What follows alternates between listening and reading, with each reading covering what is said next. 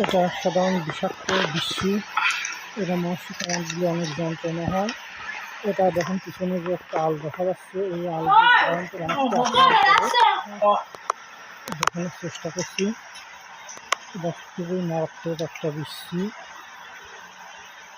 এটা আপনাকে দেখার, এটা